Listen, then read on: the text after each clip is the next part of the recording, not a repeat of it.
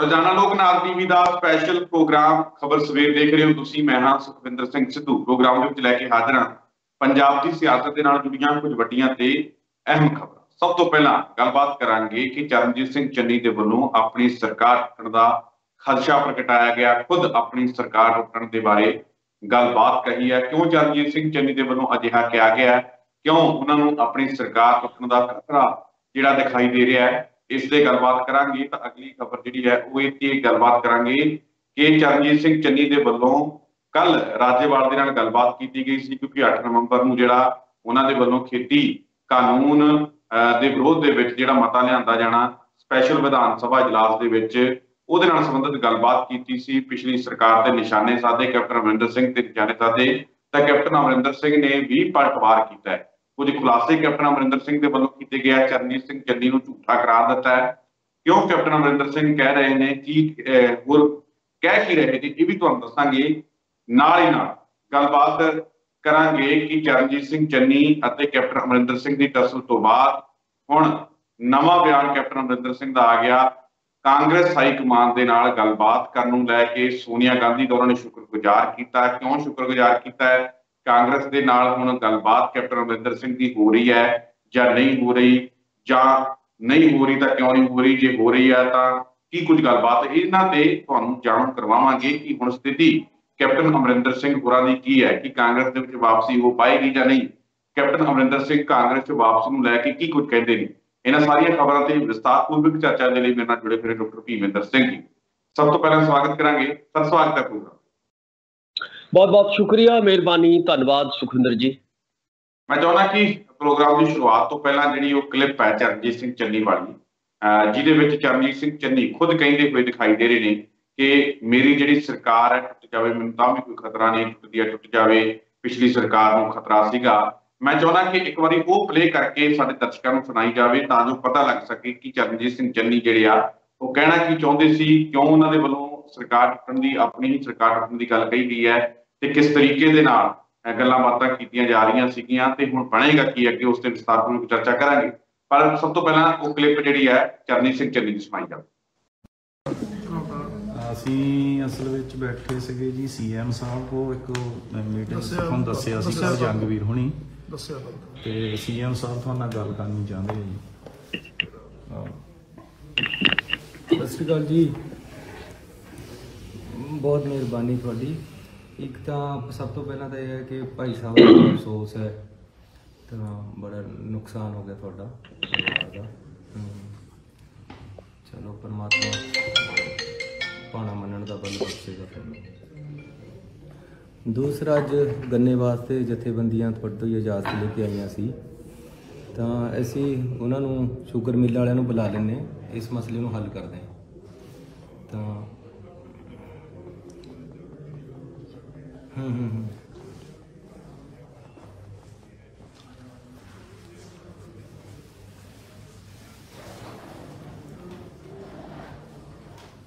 ਤੁਹਾਡੀ ਕੀ ਸਲਾਹ ਹੈ, ਕਿਸ ਤਰ੍ਹਾਂ ਕਰੀਏ?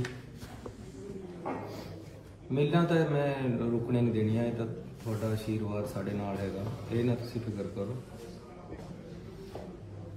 ਮਿਲਾਂ ਟਾਈਮ ਸਿਰ ਚਲਾ ਦਾਂਗੇ, ਕੋਈ ਫਿਕਰ ਨਾ ਕਰੋ। ਮੈਂ ਕੱਲ ਪਰਸੋਂ ਨੂੰ ਉਹਨਾਂ ਨੂੰ ਬੁਲਾਉਂਦਾ, ਹਰ ਹਾਲਤ ਦੇ ਵਿੱਚ ਉਹਨਾਂ ਨੂੰ ਕਹਿਣਾ ਮਿਲਾਂ ਚਾਲੂ ਕਰੋ, ਜੋ ਮਰਜ਼ੀ ਕਰੋ। ਇੱਕ ਅਸੀਂ ਸੈਸ਼ਨ ਬੁਲਾਇਆ ਸਪੈਸ਼ਲ, ਤਾਂ ਉਹ ਪਹਿਲਾਂ ਜਿਹੜੀ ਕੱਚ ਰਹਿ ਗਈ ਉਹ ਦੂਰ ਕਰਦੇ, ਇਹਨਾਂ ਨੂੰ ਮੂਲ ਤੇ ਰੱਦ ਕਰ ਦਿੰਦੇ ਅਸੀਂ ਵਿਧਾਨ ਸਭਾ 'ਚ। ਠੀਕ ਹੈ। ਤੁਸੀਂ ਇੱਕ ਸਾਡੇ ਤੇ ਸਾਡੀ ਮਦਦ ਕਰ ਦਿਓ। ਕਿਸਾਨ ਜਥੇਬੰਦੀਆਂ ਦੇ ਤੁਸੀਂ ਲੀਡਰ ਹੋ, ਇੱਕ ਸੰਯੁਕਤ ਮੋਰਚੇ ਵੱਲੋਂ ਸਾਨੂੰ ਗਾਈਡਲਾਈਨ ਦੇ ਦੋਗੇ ਜੀ, ਆਹ ਤੁਸੀਂ ਪਾਸ ਕਰਨਾ, ਅਸੀਂ ਉਹੀ ਪਾਸ ਕਰ ਦਾਂਗੇ, ਤਾਂ ਕਿ ਕਿਸੇ ਤਰ੍ਹਾਂ ਵੀ ਕਿਸਾਨਾਂ ਦੇ ਵਿੱਚ ਇਹ ਨਾ ਰਹੇ ਆਹ ਨੁਕਤਾ ਨਹੀਂ ਉੱਪਰ ਆਇਆ, ਆਹ ਬਿੰਦੀ ਨਹੀਂ ਉੱਪਰ ਆਈ, ਜੋ ਤੁਸੀਂ ਲਿਖ ਕੇ ਦਿਓਗੇ ਉਹ ਪਾਸ ਕਰ ਦਾਂਗੇ। ਸੈਸ਼ਨ ਅਜੇ ਟਾਈਮ ਹੈਗਾ 8 ਤਰੀਕ ਹੈ, ਤੁਸੀਂ 8 ਤਰੀਕ ਤੱਕ ਮੈਨੂੰ ਨੁਕਤੇ ਬਿੰਦੀ ਵੀ ਅਸੀਂ ਹਿਲਾਣੇ ਨਹੀਂ, ਜੋ ਕਿਸਾਨ ਜਥੇਬੰਦੀਆਂ ਸਾਨੂੰ ਲਿਖ ਕੇ ਭੇਜ ਦੇਣਗੀਆਂ ਕਿ ਜੀ ਆਹ ਤੁਸੀਂ ਪਾਸ ਕਰੋ, ਉਹੀ ਅਸੀਂ ਵਿਧਾਨ ਸਭਾ ਦੇ ਵਿੱਚ ਬਿਲਕੁਲ ਮੂਲ ਤੇ ਰੱਦ ਕਰ ਦਾਂਗੇ। ਮੈਂ ਪਹਿਲਾਂ ਵੀ ਕਿਹਾ ਸੀ ਕਿ ਇਹਨਾਂ ਨੂੰ ਮੂਲ ਤੇ ਰੱਦ ਕਰ ਦਿਓ, ਉਦੋਂ ਅਫਸਰਾਂ ਨੇ ਡਰਾ ਡਰੂ ਲੈ ਕੇ ਜੀ ਇਹ ਹੋ ਸਕਦਾ ਜੀ ਸਾਡੀ ਸਰਕਾਰ ਤੋੜ ਦੇਣ। ਮੈਨੂੰ ਤਾਂ ਕੋਈ ਬਹੁਤਾ ਫਿਕਰ ਹੈ ਨਹੀਂ ਸਰਕਾਰ ਟੁੱਟਣ ਦਾ, ਤੁਸੀਂ ਜੋ ਤੁਸੀਂ ਕਹੋਗੇ ਕਿਸਾਨ ਜਥੇਬੰਦੀਆਂ, ਮੈਂ ਤੁਹਾਡੇ ਨਾਲ ਸਾਡੀ ਸਰਕਾਰ ਤਾਂ ਪੂਰੀ ਖੜੇਗੀ। ਹੁਣ ਵੀ ਅਸੀਂ ਬੜੀ ਹੁਣ ਕਰ ਦੇਣੀ, ਫਿਕਰ ਨਾ ਕਰੋ। ਤੁਸੀਂ ਸਾਨੂੰ ਲਿਖ ਕੇ ਭੇਜੋ, ਜੋ ਲਿਖ ਕੇ ਭੇਜੋਗੇ ਉਹੀ ਪਾਸ ਹੋਏਗਾ। ਜਥੇਬੰਦੀਆਂ ਦੇ ਹਰ ਤਰੀਕੇ ਦੇ ਨਾਲ ਹੈ ਅਸੀਂ। ਬਹੁਤ ਧੰਨਵਾਦ ਤੁਹਾਡਾ ਜੀ। ਮੈਂ ਆਉਂਗਾ ਵੀ ਕਿਸੇ ਦਿਨ ਅਫਸੋਸ ਕਰਨ, ਜਿਸ ਦਿਨ ਤੁਸੀਂ ਪਿੰਡ ਹੋਏ ਮੈਂ ਪਤਾ ਕਰਕੇ ਆਉਂਗਾ।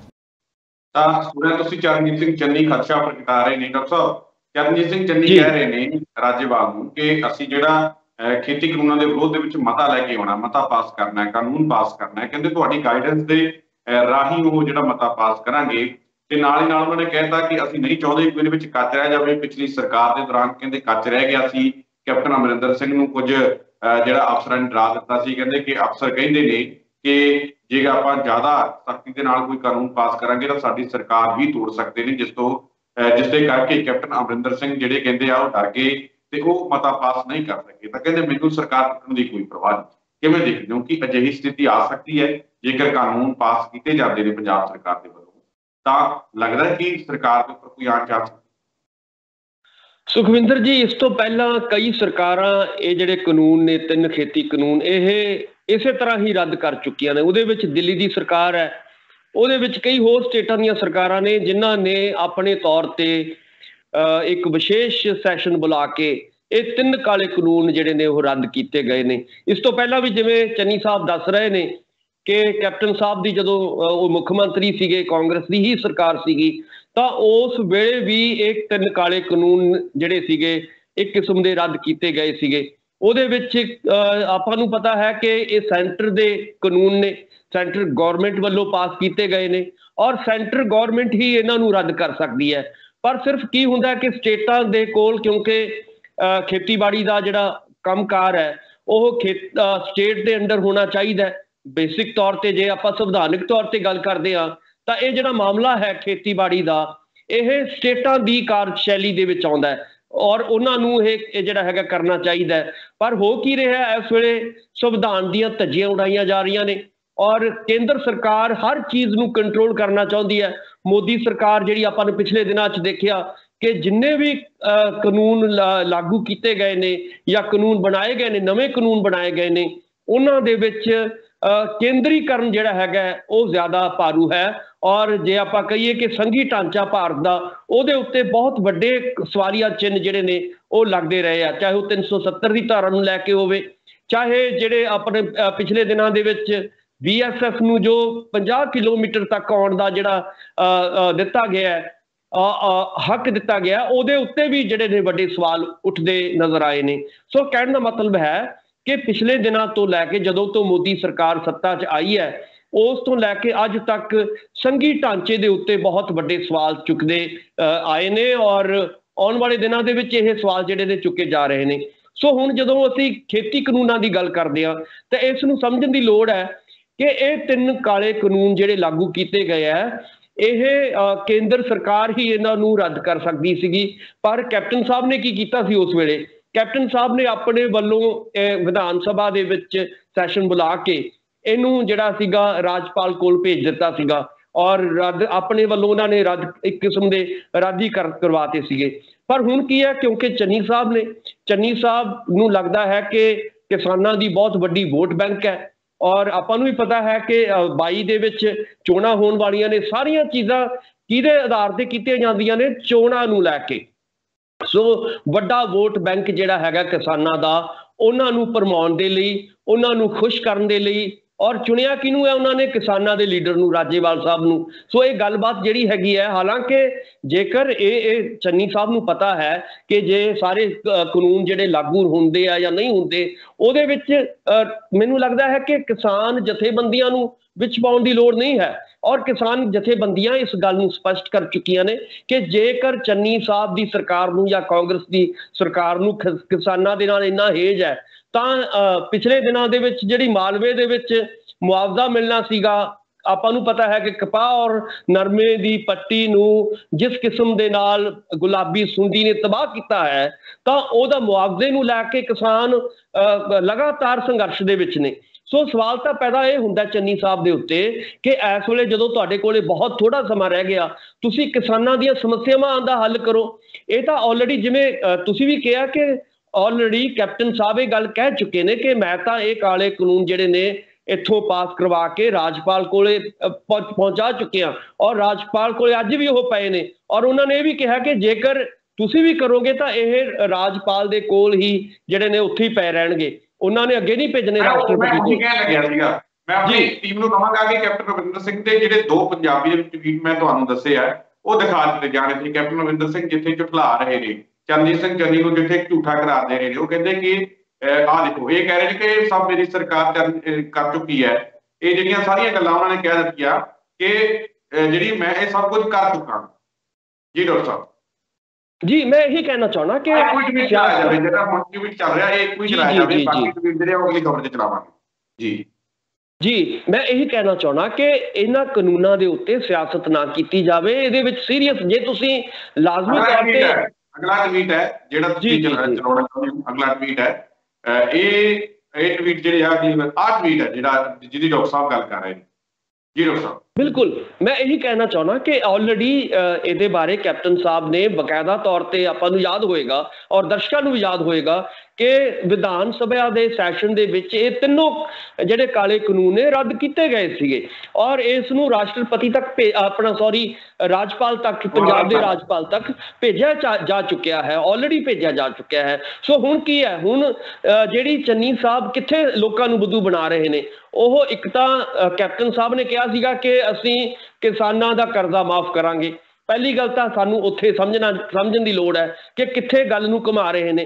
ਕਿ ਕੈਪਟਨ ਸਾਹਿਬ ਨੇ ਕੀ ਕਿਹਾ ਸੀਗਾ ਕਿ ਹਰ ਤਰ੍ਹਾਂ ਦਾ ਕਰਜ਼ਾ, ਯਾਨੀ ਕਿ ਕੋਆਪਰੇਟ ਬੈਂਕਾਂ ਦਾ, ਸਰਕਾਰੀ ਬੈਂਕਾਂ ਦਾ, ਸਹਿਕਾਰੀ ਬੈਂਕਾਂ ਦਾ ਔਰ ਇੱਥੋਂ ਤੱਕ ਕਿ ਆੜ੍ਹਤੀਆਂ ਦਾ ਕਰਜ਼ਾ ਉਹਨਾਂ ਨੇ ਕਿਹਾ ਸੀਗਾ ਕਿ ਸਾਡੀ ਸਰਕਾਰ ਬਣਨ ਤੇ ਅਸੀਂ ਉਹ ਕਰਜ਼ਾ ਜਿਹੜਾ ਹੈਗਾ ਮਾਫ ਕਰ ਦਾਂਗੇ।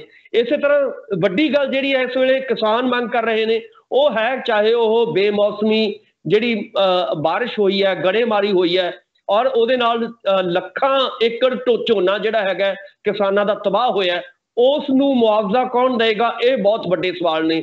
ਇਸੇ ਤਰ੍ਹਾਂ ਮਾਲਵੇ ਦਾ ਜਿਹੜਾ ਖੇਤਰ ਹੈ, ਮਾਲਵੇ ਦਾ ਜਿਹੜੀ ਨਰਮਾ ਪੱਟੀ ਹੈ ਜਾਂ ਕਪਾਹ ਦੀ ਪੱਟੀ ਹੈ, ਉਹਦੇ ਵਿੱਚ ਕਿਸਾਨ ਖੁਦਕੁਸ਼ੀਆਂ ਕਰ ਰਹੇ ਨੇ, ਕਿਸਾਨ ਆਪਣੇ ਟਰੈਕਟਰ ਵੇਚ ਰਹੇ ਨੇ, ਕਿਸਾਨ ਆਪਣਾ ਸੋਨਾ ਵੇਚ ਰਹੇ ਨੇ, ਕਿਸਾਨ ਆਪਣੀਆਂ ਮੱਝਾਂ ਗਾਵਾਂ ਵੇਚਣ ਲਈ ਮਜਬੂਰ ਹੋ ਰਹੇ ਨੇ। ਸੋ ਕਹਿਣ ਦਾ ਮਤਲਬ ਹੈ ਕਿ ਇੱਕ ਪਾਸੇ ਕਿਸਾਨ ਸਾਡਾ ਤਰਾ ਕਰ ਰਿਹਾ ਹੈ ਔਰ ਖੁਦਕੁਸ਼ੀਆਂ ਕਰਨ ਦੇ ਲਈ ਮਜਬੂਰ ਹੈ। ਕਿੱਥੇ ਦਾ ਚਾਹੀਦਾ ਸੀਗਾ ਕਿ ਜਿਹੜੀ ਨਵਜੋਤ ਸਿੰਘ ਸਿੱਧੂ ਗੱਲ ਕਰਦੇ ਆ, ਲਗਾਤਾਰ ਉਹ ਗੱਲ ਕਰਦੇ ਆ ਕਿ ਕਿਸਾਨਾਂ ਦੀ ਆਮਦਨ ਵਧਾਓ। ਜੇਕਰ ਤੁਸੀਂ ਕਿਸਾਨ ਨੂੰ ਬਚਾਉਣਾ ਹੈ ਤਾਂ ਸਾਨੂੰ ਇਹ ਸੋਚਿਆ ਜਾਣਾ ਚਾਹੀਦਾ ਕਿ ਕਿਸਾਨਾਂ ਦੀ ਆਮਦਨ ਕਿਵੇਂ ਵਧੇਗੀ ਔਰ ਆਮਦਨ ਤਾਂ ਹੀ ਵਧੇਗੀ ਜੇ ਇਹ ਜਿਹੜਾ ਖਤਰਾ ਜਤਾਇਆ ਜਾ ਰਿਹਾ ਹੈ ਸੀਐਮ ਜਿਹੜੇ ਚਰਨਜੀਤ ਸਿੰਘ ਚੰਨੀ ਹੋਰਾਂ ਦੇ ਵੱਲੋਂ, ਜਿਸ ਦੀ ਕਿੰਨੀਆਂ ਗੱਲਾਂ ਕਹੀਆਂ ਜਾ ਰਹੀਆਂ, ਆਪਣੇ ਆਪ ਨੂੰ ਵੱਡਾ ਸ਼ੋਅ ਕਰਨ ਦੀ ਕੋਸ਼ਿਸ਼ ਹੈ ਕਿ ਭਾਈ ਮੈਨੂੰ ਕਿਸਾਨਾਂ ਦੀ ਖਾਤਰ ਸਰਕਾਰ ਟੁੱਟਣ ਦੀ ਪਰਵਾਹ ਕੋਈ ਨਹੀਂ। ਕਿਵੇਂ ਦੇਖਦੇ ਹੋ ਕਿ ਇਹ ਵਾਕਈ ਜਿਹੜਾ ਖਤਰਾ ਜਤਾਇਆ ਜਾ ਰਿਹਾ, ਜਿਵੇਂ ਤੁਸੀਂ ਪਹਿਲਾਂ ਦੱਸ ਕੇ ਹਟੇ ਹੋ ਵੈਸੇ ਤਾਂ ਕਿ ਪਹਿਲਾਂ ਵੀ ਸਰਕਾਰਾਂ ਕਰ ਚੁੱਕੀਆਂ, ਉਹਨਾਂ ਦੀ ਕੋਈ ਆਂਚ ਨਹੀਂ ਆਈ, ਇਹ ਜਾਣ ਬੁੱਝ ਕੇ ਫਿਰ ਇਹ ਆਪਣੇ ਆਪ ਨੂੰ ਵੱਡਾ ਸ਼ੋਅ ਕਰਨ ਦੀ ਗੱਲ ਹੈ ਕਿ ਭਾਈ ਮੈਨੂੰ ਕੋਈ ਖਤਰਾ ਨਹੀਂ? ਦੇਖੋ, ਬੀਜੇਪੀ ਸਰਕਾਰ, ਸੈਂਟਰ ਸਰਕਾਰ ਜਿਹੜੀ ਹੈਗੀ ਹੈ ਬੀਜੇਪੀ ਦੀ, ਮੋਦੀ ਸਰਕਾਰ, ਉਹ ਪੰਜਾਬ ਦੀ ਸਰਕਾਰ ਨੂੰ ਕਿਉਂ ਤੋੜੇਗੀ ਜਦੋਂ ਕਿ 2 ਮਹੀਨੇ 2.5 ਮਹੀਨੇ ਦਾ ਸਮਾਂ ਰਹਿ ਗਿਆ ਸਰਕਾਰ ਨੂੰ ਔਰ 2 ਮਹੀਨੇ 2.5 ਮਹੀਨੇ ਨੂੰ ਇਹ ਸਰਕਾਰ ਤੋੜ ਕੇ ਉਹ ਪੂਰੇ ਵਿਸ਼ਵ ਦੇ ਵਿੱਚ ਇਦਾਂ ਦੀ ਕੋਈ ਭੰਡੀ ਪ੍ਰਚਾਰ ਥੋੜੀ ਕਰਵਾਏਗੀ ਕਿ ਦੇਖੋ ਜੀ ਅਸੀਂ ਇਹਨਾਂ ਕਾਲੇ ਕਾਨੂੰਨਾਂ ਕਰਕੇ ਸਰਕਾਰ ਤੋੜਤੀ। ਇਦਾਂ ਦੀ ਵੱਡਾ ਰਿਸਕ ਕਦੇ ਵੀ ਮੋਦੀ ਸਰਕਾਰ ਨਹੀਂ ਲਏਗੀ ਔਰ ਉਹਨਾਂ ਨੂੰ ਵੀ ਪਤਾ ਹੈ ਕਿ ਇਹ ਕਾਲੇ ਕਾਨੂੰਨ ਜਿਹੜੇ ਨੇ ਜੇਕਰ ਇਹ ਇੱਥੇ ਪਾਸ ਹੁੰਦੇ ਨੇ ਤਾਂ ਇਹ ਰਾਜਪਾਲ ਕੋਲੇ ਪਹਿਲਾਂ ਵਾਂਗ ਹੀ ਪਏ ਰਹਿਣਗੇ। ਇਹਦਾ ਕੋਈ ਹੱਲ ਤਾਂ ਕੁਝ ਨਹੀਂ ਨਿਕਲਣਾ। ਪਰ ਇਹ ਹੈ ਕਿ ਚੰਨੀ ਸਾਹਿਬ ਇੱਕ ਗੋਂਗਲੂਆਂ ਤੋਂ ਮਿੱਟੀ ਝਾੜਨ ਦੀ ਜ਼ਰੂਰ ਕੋਸ਼ਿਸ਼ ਕਰ ਰਹੇ ਨੇ। ਪਰ ਮੈਂ ਜਿਹੜੀ ਆਪਾਂ ਗੱਲ ਇਸ ਵੇਲੇ ਕਰਨ ਵਾਲੀ ਹੈ ਔਰ ਕਿਸਾਨ ਜਥੇਬੰਦੀਆਂ ਜਿਹੜੀਆਂ ਗੱਲਾਂ ਕਰ ਰਹੀਆਂ ਨੇ ਉਹੀ ਕਰ ਰਹੀਆਂ ਨੇ ਕਿ ਜੇਕਰ ਕਾਂਗਰਸ ਦੀ ਸਰਕਾਰ ਨੂੰ ਕਿਸਾਨਾਂ ਦੇ ਨਾਲ ਹੇਜ ਹੈ, ਪਿਆਰ ਹੈ ਔਰ ਇਸ ਵੇਲੇ ਉਹਨਾਂ ਨੂੰ ਲੱਗਦਾ ਹੈ ਕਿ ਥੋੜਾ ਸਮਾਂ ਰਹਿ ਗਿਆ ਤਾਂ ਪਹਿਲੀ ਗੱਲ ਤਾਂ ਕਿ ਮੁਆਵਜ਼ਾ ਉਹਨਾਂ ਨੂੰ ਪ੍ਰੋਪਰ ਦਿੱਤਾ ਜਾਣਾ ਚਾਹੀਦਾ ਜਿੰਨਾ ਉਹਨਾਂ ਦਾ ਨੁਕਸਾਨ ਹੋਇਆ ਹੈ ਗੁਲਾਬੀ ਸੁੰਡੀ ਦੇ ਰਾਹੀਂ। ਪਹਿਲੀ ਗੱਲ ਤਾਂ ਕਿ ਉਹਨੂੰ ਪਰ ਏਕੜ ਜਿਹੜੀ ਹੈਗੀ ਹੈ ਜੋ ਉਹਨਾਂ ਨੂੰ ਦਾ ਬਣਦਾ ਹੈ ਉਹ ਉਹਨਾਂ ਨੂੰ ਦੇਣਾ ਚਾਹੀਦਾ ਹੈ। ਦੂਜੀ ਗੱਲ ਇਹ ਹੈ ਕਿ ਚਾਹੇ ਜਿਹੜੇ ਦੁਆਬੇ ਦੇ ਵਿੱਚ ਜਾਂ ਬਾਕੀ ਖੇਤਰਾਂ ਦੇ ਵਿੱਚ ਜਿੱਥੇ ਗੜੇਮਾਰੀ ਹੋਈ ਹੈ, ਜਿੱਥੇ ਬੇਮੌਸਮਾ ਮੀਂਹ ਪਿਆ ਔਰ ਝੋਨਾ ਮਾਰਿਆ ਗਿਆ, ਉਹਦਾ ਮੁਆਵਜ਼ਾ ਮਿਲਣਾ ਚਾਹੀਦਾ ਹੈ। ਵੱਡੀ ਗੱਲ, ਅਗਲੀ ਗੱਲ ਇਹ ਹੈ ਕਿ ਉਹਨਾਂ ਦਾ ਸੰਪੂਰਨ ਕਰਜ਼ਾ ਜਿਹੜਾ ਹੈਗਾ ਖਾਸ ਤੌਰ ਤੇ ਜਿਹੜਾ ਕੈਪਟਨ ਸਾਹਿਬ ਨੇ ਵਾਅਦਾ ਕੀਤਾ ਸੀਗਾ ਔਰ ਕਾਂਗਰਸ ਦੇ ਮੈਨੀਫੈਸਟੋ ਦੇ ਵਿੱਚ ਜੋ ਲਿਖਿਆ ਗਿਆ ਹੈ ਕਿ ਅਸੀਂ ਸੰਪੂਰਨ ਕਰਜ਼ਾ ਮਾਫ ਕਰਾਂਗੇ, ਤਾਂ ਉਹਦੇ ਉੱਤੇ ਜਿਹੜੇ ਹੈਗਾ ਵਿਸ਼ੇਸ਼ ਸੈਸ਼ਨ ਬੁਲਾਉਣ ਦੀ ਲੋੜ ਸੀਗੀ। ਸੋ ਹੋ ਕੀ ਰਿਹਾ ਹੈ? ਹੋ ਸਿਰਫ ਇਹ ਹੈ ਕਿ ਗੁੰਗਲੂਆਂ ਤੋਂ ਮਿੱਟੀ ਝਾੜੀ ਜਾ ਰਹੀ ਹੈ ਔਰ ਚੰਨੀ ਸਾਹਿਬ ਕਿਸਾਨਾਂ ਨੂੰ ਵੀ ਬੁੱਧੂ ਬਣਾ ਰਹੇ ਨੇ ਔਰ ਕਿਸਾਨ ਜਥੇਬੰਦੀਆਂ ਨੂੰ ਵੀ ਬੁੱਧੂ ਬਣਾ ਰਹੇ ਨੇ ਔਰ ਖਾਸ ਤੌਰ ਤੇ ਰਾਜੇਵਾਲ ਸਾਹਿਬ ਨੂੰ ਵੀ ਬੁੱਧੂ ਬਣਾਉਣ ਦੀ ਕੋਸ਼ਿਸ਼ ਕੀਤੀ ਜਾ ਰਹੀ ਹੈ। ਸੋ ਮੈਂ ਇਹੀ ਕਹਿਣਾ ਚਾਹੁੰਦਾ ਕਿ ਮੈਨੂੰ ਨਹੀਂ ਲੱਗਦਾ ਕਿ ਕਿਸਾਨ ਲੀਡਰ ਜਿਹੜੇ ਨੇ ਚੰਨੀ ਸਾਹਿਬ ਦੀਆਂ ਇਹਨਾਂ ਗੱਲਾਂ ਨੂੰ ਮੰਨਣਗੇ ਜਾਂ ਉਹਨਾਂ ਨੂੰ ਕੋਈ ਲਿਖਤੀ ਰੂਪ ਦੇ ਵਿੱਚ ਕੋਈ ਭੇਜਣਗੇ ਲਿਖ ਕੇ। ਇਦਾਂ ਦੀ ਕੋਈ ਸੰਭਾਵਨਾਵਾਂ ਨਜ਼ਰ ਨਹੀਂ ਆਉਂਦੀਆਂ। ਹਾਂ, ਇਦਾਂ ਦੀ ਵੀਡੀਓ ਵਾਇਰਲ ਕਰਕੇ ਚੰਨੀ ਸਾਹਿਬ ਆਪਣੇ ਨੰਬਰ ਬਣਾਉਂਦੇ ਜ਼ਰੂਰ ਨਜ਼ਰ ਆ ਰਹੇ ਨੇ, ਪਰ ਇਹਦੇ ਚੋਂ ਨਿਕਲਣਾ ਕੁਝ ਨਹੀਂ ਹੈ। ਜਿਵੇਂ ਪਹਿਲਾਂ ਚੱਲ ਰਿਹਾ ਉਵੇਂ ਚੱਲੇਗਾ। ਮੈਂ ਫੇਰ ਕਹਾਂਗਾ ਕਿ ਪਿਛਲੇ ਲੰਮੇ ਸਮੇਂ ਤੋਂ ਕਿਸਾਨ, ਚਾਹੇ ਬਠਿੰਡਾ ਹੋਵੇ, ਚਾਹੇ ਮਾਨਸਾ ਹੋਵੇ, ਚਾਹੇ ਸੰਗਰੂਰ ਦਾ ਇਲਾਕਾ ਹੋਵੇ, ਉਹਦੇ ਵਿੱਚ ਧਰਨੇ ਲਾਈ ਬੈਠੇ ਨੇ ਔਰ ਉਹਨਾਂ ਨੂੰ ਮੁਆਵਜ਼ਾ ਨਹੀਂ ਮਿਲ ਰਿਹਾ। ਕਿਸਾਨ, ਮੈਂ ਫੇਰ ਕਹਾਂਗਾ ਕਿ ਕਿਸਾਨ ਇਸ ਵੇਲੇ ਖੁਦਕੁਸ਼ੀਆਂ ਕਰਨ ਲਈ ਮਜਬੂਰ ਨੇ, ਆਪਣੀਆਂ ਹਰ ਚੀਜ਼ ਵੇਚਣ ਲਈ ਮਜਬੂਰ ਨੇ, ਪਰ ਉਹਨਾਂ ਦਾ ਘਾਟਾ ਪੂਰਾ ਨਹੀਂ ਹੋ ਰਿਹਾ। ਸਵਾਲ ਇਹੀ ਹੈ ਕਿ ਉਹਨਾਂ ਦਾ ਘਾਟਾ ਕੌਣ ਪੂਰਾ ਕਰੇਗਾ? ਔਰ ਚੰਨੀ ਸਾਹਿਬ ਆਪ ਜਾ ਕੇ ਆਇਆ, ਆਪ ਕਿਸਾਨ ਨੂੰ ਮਿਲ ਕੇ ਆਇਆ। ਇਹ ਵੀ ਕਿਹਾ ਜਾ ਰਿਹਾ ਵੀ ਜਿਹੜੇ ਕਿਸਾਨ ਨੂੰ ਜੱਫੀਆਂ ਪਾਈਆਂ ਸੀ ਉਹਨਾਂ ਨੇ ਮਿਲ ਕੇ, ਉਸ ਕਿਸਾਨ ਨੂੰ ਅਜੇ ਤੱਕ ਮੁਆਵਜ਼ਾ ਨਹੀਂ ਮਿਲਿਆ, ਜਿਹਦੇ ਨਾਲ ਫੋਟੋਆਂ ਜਿਹੜੀਆਂ ਸੀ ਲਗਾਈਆਂ ਗਈਆਂ ਨੇ ਬੱਸਾਂ ਦੇ ਪਿੱਛੇ ਕਿਸਾਨ ਹਮਦਰਦੀ ਦੇ ਤੌਰ ਤੇ। ਸੋ ਕਹਿਣ ਦਾ ਮਤਲਬ ਹੈ ਕਿ ਚੰਨੀ ਸਾਹਿਬ ਨੂੰ ਬੁਨਿਆਦੀ ਕੰਮ ਕਰਨੇ ਚਾਹੀਦੇ ਨੇ। ਇਦਾਂ ਦੀ ਜਿਹੜੀ ਸ਼ੋਸ਼ੇਬਾਜ਼ੀ ਵਾਲੀ ਪੋਲਿਟਿਕਸ ਹੈ ਉਹ ਨਹੀਂ ਕਰਨੀ ਚਾਹੀਦੀ। ਹਕੀਕੀ ਤੌਰ ਤੇ ਜਿਹੜੀਆਂ ਸਮਾਜ ਪੰਜਾਬ ਦੀਆਂ ਸਮੱਸਿਆਵਾਂ ਨੇ ਉਹਨਾਂ ਦੇ ਨਾਲ ਨਜਿੱਠਣ ਦੀ ਲੋੜ ਹੈ, ਉਹਨਾਂ ਨੂੰ ਸਮਝਣ ਦੀ ਲੋੜ ਹੈ ਔਰ ਉਹਨਾਂ ਦੇ ਮਸਲੇ ਹੱਲ ਕਰਨ ਦੀ ਲੋੜ ਹੈ। ਸੁਖਵਿੰਦਰ ਜੀ, ਬਿਲਕੁਲ। ਅਗਲੀ ਖਬਰ ਦੀ ਜੇਕਰ ਆਪਾਂ ਗੱਲਬਾਤ ਕਰੀਏ, ਅਗਲੀ ਖਬਰ 'ਚ ਕੈਪਟਨ ਅਮਰਿੰਦਰ ਸਿੰਘ ਦੇ ਬਾਰੇ ਕਰਾਂਗੇ। ਮੈਂ ਚਾਹਾਂਗਾ ਕਿ ਕੈਪਟਨ ਅਮਰਿੰਦਰ ਸਿੰਘ ਦੇ 2 ਟਵੀਟ ਜਿਹੜੇ ਆ ਪਾਰਟੀ ਲਾਂਚ ਨੂੰ ਲੈ ਕੇ ਜਿਹੜੀ ਗੱਲ ਕੀਤੀ ਜਾ ਰਹੀ ਹੈ, ਉਹ ਟਵੀਟ ਹੈ ਕਿ ਉਹਦੇ ਨਾਲ ਇੱਕ ਹੋਰ ਟਵੀਟ ਹੈ ਉਹ ਚਲਾਇਆ ਜਾਵੇ ਜ਼ਰੂਰ। ਕੈਪਟਨ ਅਮਰਿੰਦਰ ਸਿੰਘ ਦਾ ਵੱਡਾ ਬਿਆਨ ਆਇਆ ਕਾਂਗਰਸ 'ਚ ਵਾਪਸੀ ਨੂੰ ਲੈ ਕੇ। ਇਹ ਟਵੀਟ ਨਹੀਂ ਹੈ, ਉਹ ਦੂਜੇ 2 ਟਵੀਟ ਨੇ। ਇੱਕ ਤਾਂ ਆਹ ਟਵੀਟ ਹੈ, ਕਹਿੰਦੇ ਕਿ ਬੈਕ ਐਂਡ ਗੱਲਬਾਤ ਦੀਆਂ ਰਿਪੋਰਟਾਂ ਗਲਤ ਨੇ, ਤਾਲਮੇਲ ਦਾ ਸਮਾਂ ਖਤਮ ਹੋ ਗਿਆ। ਯਾਨੀ ਕਿ ਕਾਂਗਰਸ ਦੇ ਵਿੱਚ ਵਾਪਸੀ ਨੂੰ ਲੈ ਕੇ ਉਹ ਕਹਿੰਦੇ ਕਿ ਜਿਹੜੀਆਂ ਕਾਂਗਰਸ ਹਾਈਕਮਾਨ ਦੇ ਨਾਲ ਬੈਕ ਐਂਡ ਤੇ ਗੱਲਬਾਤ ਕਰਨੀਆਂ ਜਿਹੜੀਆਂ ਗੱਲਾਂ ਆ ਰਹੀਆਂ ਸਾਹਮਣੇ, ਉਹ ਕਹਿੰਦੇ ਬਿਲਕੁਲ ਝੂਠੀਆਂ ਨੇ, ਤਾਲਮੇਲ ਦਾ ਸਮਾਂ ਖਤਮ ਹੋ ਗਿਆ। ਕਹਿੰਦੇ ਮੈਂ ਪਾਰਟੀ ਤੋਂ ਵੱਖ ਹੋਣ ਦਾ ਫੈਸਲਾ ਲੈ ਲਿਆ ਤੇ ਅੰਤਿਮ ਫੈਸਲਾ ਉਹ ਹੈਗਾ। ਤੇ ਖਾਸ ਤੌਰ ਤੇ ਸੋਨੀਆ ਗਾਂਧੀ ਦਾ ਸਮਰਥਨ ਦਾ ਉਹਨਾਂ ਨੇ ਧੰਨਵਾਦ ਕੀਤਾ, ਪਰ ਕਹਿੰਦੇ ਹੁਣ ਕਾਂਗਰਸ ਨਹੀਂ ਰਵਾਂਗਾ। ਅਗਲਾ ਟਵੀਟ ਇੱਕ ਹੋਰ ਜਿਹੜਾ ਉਹ ਵੀ ਚਲਾਇਆ ਜਾਵੇ। ਤਾਂ ਕੈਪਟਨ ਅਮਰਿੰਦਰ ਸਿੰਘ ਨੇ ਬਹੁਤ ਸਾਰੀਆਂ ਜਿਹੜੀਆਂ ਗੱਲਾਂ ਕਹੀਆਂ ਨੇ, ਕਿਵੇਂ ਦੇਖਦੇ ਹੋ? ਕਾਂਗਰਸ 'ਚ ਵਾਪਸੀ ਨੂੰ ਲੈ ਕੇ ਉਹਨਾਂ ਨੇ ਕਿਹਾ ਕਿ ਮੈਂ ਹੁਣ ਵਾਪਸੀ ਨਹੀਂ ਕਰਾਂਗਾ, ਪਾਰਟੀ ਲਾਂਚ ਕਰਾਂਗਾ। ਬੀਜੇਪੀ ਤੇ ਅਕਾਲੀ ਦਲ ਦੇ ਨਾਲੋਂ ਵੱਖ ਹੋਏ ਧੜਿਆਂ ਦੇ ਨਾਲ ਗੱਲਬਾਤ ਕਰਕੇ ਉਹਨਾਂ ਦੇ ਨਾਲ ਕਿਸਾਨਾਂ ਦੇ ਹਿੱਤ ਵਿੱਚ ਮਜ਼ਬੂਤ ਸਮੂਹਕ ਤਾਕਤ ਬਣਾਉਣਾ ਚਾਹੁੰਦਾ ਹਾਂ। ਕਹਿੰਦੇ ਮੈਂ ਕਿਵੇਂ ਦੇਖਦੇ ਹੋ? ਕਾਂਗਰਸ ਵਾਪਸੀ ਦੀਆਂ ਚਰਚਾਵਾਂ ਜਿਹੜੀਆਂ ਸੀਗੀਆਂ ਉਹ ਸਾਰੀਆਂ ਉਹਨਾਂ ਨੇ ਖਤਮ ਕਰਤੀਆਂ ਤੇ ਨਾਲ ਹੀ ਨਾਲ ਵੱਡੀ ਗੱਲ ਇਹ ਹੈ ਸੋਨੀਆ ਗਾਂਧੀ ਨੂੰ ਉਹਨਾਂ ਨੇ ਧੰਨਵਾਦ ਕੀਤਾ, ਸ਼ੁਕਰਗੁਜ਼ਾਰ ਉਹਨਾਂ ਨੇ ਕੀਤਾ। ਕਹਿੰਦੇ ਕਿ ਮੇਰੇ ਸਮਰਥਨ ਦੇ। ਸੁਖਵਿੰਦਰ ਜੀ, ਕੈਪਟਨ ਸਾਹਿਬ 2 ਚੀਜ਼ਾਂ ਦੀ ਇੰਤਜ਼ਾਰ ਕਰ ਰਹੇ ਸੀਗੇ। ਇੱਕ ਤਾਂ ਉਹ ਇਹ ਇੰਤਜ਼ਾਰ ਕਰ ਰਹੇ ਸੀਗੇ ਕਿ ਸ਼ਾਇਦ ਮੈਨੂੰ ਕਾਂਗਰਸ ਦੀ ਹਾਈ ਕਮਾਂਡ ਜਿਹੜੀ ਹੈਗੀ ਹੈ ਉਹ ਆਪ ਹੀ ਕੱਢ ਦੇਗੀ ਔਰ ਮੈਂ ਸ਼ਹੀਦ ਬਣ ਜਾਵਾਂਗਾ। ਉਹ ਹੋਇਆ ਨਹੀਂ ਹੈ, ਉਹਨਾਂ ਨੇ ਮੌਕਾ ਨਹੀਂ ਦਿੱਤਾ। ਉਹਨਾਂ ਨੂੰ ਲੱਗਦਾ ਸੀਗਾ ਕਿ ਕੋਈ ਗੱਲ ਨਹੀਂ, ਜੇਕਰ ਇਕੱਲੇ ਤੌਰ ਤੇ ਕੈਪਟਨ ਸਾਹਿਬ ਕਾਂਗਰਸ 'ਚ ਰਹਿਣਾ ਚਾਹੁੰਦੇ ਨੇ ਰਹਿਣ। ਔਰ ਦੂਜਾ ਉਹਨਾਂ ਨੂੰ ਲੱਗਦਾ ਸੀਗਾ ਕਿ ਬੀਜੇਪੀ 'ਚ ਜਾ ਕੇ ਮੈਂ ਇੱਕ ਨਵੀਂ ਪਾਰੀ ਖੇਡਣ ਦੀ ਕੋਸ਼ਿਸ਼ ਕਰਾਂਗਾ ਔਰ ਉਸ ਗੱਲ ਨੂੰ ਆਪਾਂ ਪਹਿਲਾਂ ਵੀ ਇਹਦੇ ਪ੍ਰੋਗਰਾਮ ਕੀਤਾ ਸੀਗਾ, ਉਸ ਨੂੰ ਵੀ ਬੂਰ ਪੈਂਦਾ ਨਜ਼ਰ ਨਹੀਂ ਆ ਰਿਹਾ। ਔਰ ਹੁਣ ਕੀ ਹੈ, ਹੁਣ ਕੈਪਟਨ ਸਾਹਿਬ ਅਲੱਗ ਥਲੱਗ ਰਹਿ ਗਏ ਨਜ਼ਰ ਆ ਰਹੇ ਨੇ, ਇਕੱਲੇ ਰਹਿ ਗਏ ਨਜ਼ਰ ਆ ਰਹੇ ਨੇ। ਸੋ ਨਤੀਜਾ ਕੀ ਨਿਕਲ ਰਿਹਾ ਹੈ? ਨਤੀਜਾ ਹੁਣ ਇਹ ਉਹ ਕਹਿ ਰਹੇ ਨੇ ਕਿ ਮੈਂ ਸੋਨੀਆ ਜੀ ਦਾ ਧੰਨਵਾਦ ਕਰਦਾ, ਕਾਂਗਰਸ 'ਚ ਮੈਂ ਨਹੀਂ ਜਾਣਾ ਚਾਹੁੰਦਾ ਔਰ ਇਸ ਕਰਕੇ ਮੈਂ ਨਵੀਂ ਪਾਰਟੀ ਜਿਹੜੀ ਹੈਗੀ ਅਗਲੇ ਦਿਨਾਂ ਦੇ ਵਿੱਚ ਬਣਾ ਲਾਂਗਾ। ਔਰ ਕੈਪਟਨ ਸਾਹਿਬ ਨੂੰ ਲੱਗਦਾ ਹੈ ਕਿ ਨਵੀਂ ਪਾਰਟੀ ਬਣਾਉਣੀ ਇੰਨੀ ਆਸਾਨ ਹੈ ਔਰ ਇਦਾਂ, ਕਿਉਂਕਿ 2 ਮਹੀਨੇ ਹੁਣ 2.5 ਮਹੀਨੇ ਜਦੋਂ ਚੋਣਾਂ 'ਚ ਰਹਿੰਦੇ ਨੇ ਤਾਂ ਤੁਸੀਂ ਇੰਨੇ ਘੱਟ ਸਮੇਂ ਦੇ ਵਿੱਚ ਪਾਰਟੀ ਬਣਾ ਕੇ ਸੱਤਾ ਹਾਸਲ ਕਰ ਲਓਗੇ।